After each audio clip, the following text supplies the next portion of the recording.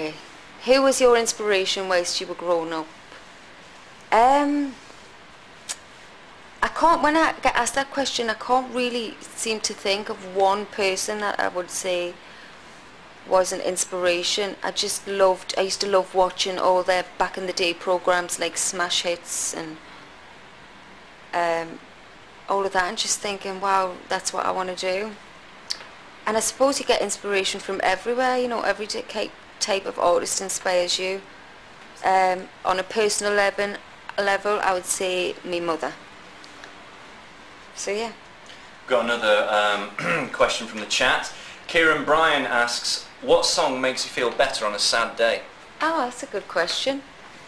I think pop music makes you feel better on a sad day. But no, it depends what mood I'm in. I tend to have sad albums as opposed to sad songs. So I would put on an upbeat album. Yeah, I love Beyonce's album. B-Day always gets me in a good mood. Still Now, that whole album. Yeah, I've got like a thing at my house which is called a jukebox, and it's just a button that I press and I can put random songs on. Just music in general, I think, lifts your spirits. Very powerful. Shall I move on? Move on. Why you keep laughing? There's some of the questions that are coming through are really, really funny. Alex asks, Snog, Marry, Avoid, Simon, Louis, Danny. Ooh!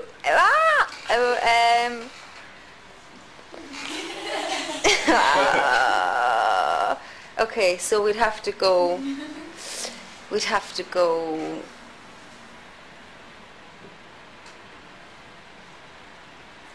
Wow. Avoid. Snog, Marry, Avoid. Snog, Danny. Kind of like to avoid the other two, but I could not bear being married to Simon Cowell, because you wouldn't get a word in. One, you wouldn't get a word in edgeways. Two, he would always be right. And three, it's enough just sitting next to him on a weekend. So I would say I'd have to marry Louis. Really? Not really. But just because it would be comfortable and nice, and yeah, he would make you a nice cup of tea. That was a hard one. Okay. How do you deal with the pressure when in front of a big crowd? Right.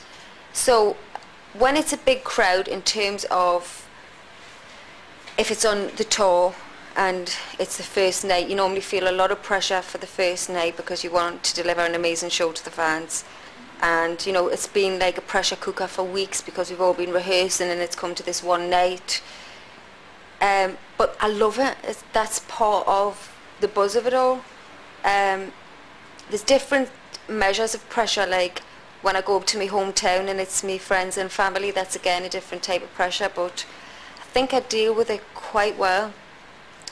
Or I'd like to think I do, and especially when I'm with the other girls, because I almost feel like if I can be responsible for them, I take the pressure off myself a little bit. So I like to feel responsibility, and then I don't feel as pressured, and I'd like to think that I deliver under pressure, because that's what I love doing.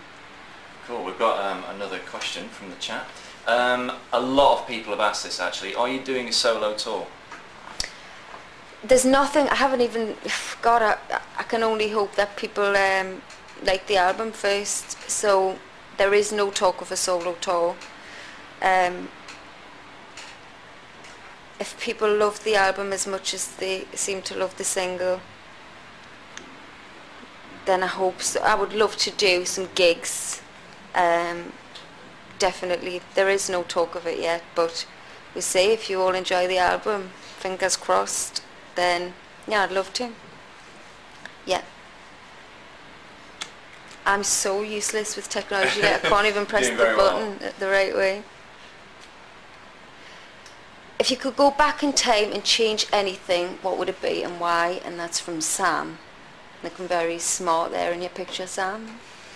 No, I wouldn't change anything, because I think everything happens for a reason, and you should learn from things that happen, and you shouldn't have regrets. So I would be giving you false information if I said I would change anything, because I wouldn't. Maybe sometimes you wouldn't like things to be how they are, but they make things the way they become. Everything happens for a reason, I promise you. I've gone back again, sorry. Actually, we've got a live question, quite a good question here. If you could only listen to one band or artist for the rest of your life, who would it be? If I could only listen? To one band for the rest of your life. That's out of order.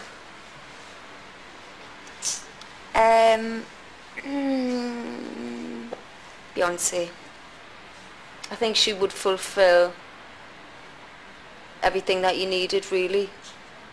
She would give you them, because that, me personally, I love watching like massive performances with, you know, all the dancing and the pyrotechnics and all of that, and she could do that, but she can also give you those spine-tingling, emotional, ballady moments. So I think she would be pretty fulfilling, but I would hate it if you could only listen to one artist for the rest of your life. It's like torture. Is this question from you, Will? It actually is, yeah, that's me. Who is your favourite? It doesn't look like you used GHDs on your hair or something. Yeah, it's a couple of years old, that picture. Who is your favourite famous Geordie? I would say Ant and Dec. That's two. Oh, that's nice. But I love them. Yeah. I really love them. And I love Alan Shearer. And I love Sting. Good Could go choices. on. But thanks for the question, Will. Oh, pleasure. What is the best advice you give to a new female band on the music scene, and do you miss Newcastle? That's from In Stereo. What is the best advice? The best advice I could give you is you need to find something that is different from anything else that's going on. So for example, if somebody came out at the moment that looked like, dressed like and sounded like Justin Timberlake, like nobody's gonna take much notice because we've already got a Justin. So you need to kind of fill a void, you know, something that's not happening, and make it exciting. Just something fresh. Everyone's always looking for something different, and it's so hard anyway, being a girl band and trying to, this industry full stop's hard to make it into. So if you're coming with something that's happening, you're going to find it harder. If you're coming with something that's fresh, that's the easiest way forward. I would say just find yourself your own little groove, and good luck with it all. I hope it goes well. Lucy. Looks like she's blown a kiss on a picture. How do you give your hair so much volume and make it last the whole day as well? L'Oreal Elvive. Nice. Very good. Because you're worth it, Lucy. Beautiful. I've got another live, a question that's come in on the live chat. Do you have a TV guilty pleasure? I certainly do. It's fast becoming John and Edward. No, The Hills. The Hills is and The City. And I'm over the moon that this series is back to back. So I get home after X Factor on a Sunday. I Sky Plus'd it, and I watch The Hills and The City back to back to wind down. Nice Sunday evening. Nice bit of drama, take it off your own life. That was from Naomi, by the way. Thanks, Sorry, Naomi. Forgot to mention that. There's another one from Sarah. What's your favourite memory since working on the X Factor? It has got to be Alexandra singing with Beyonce.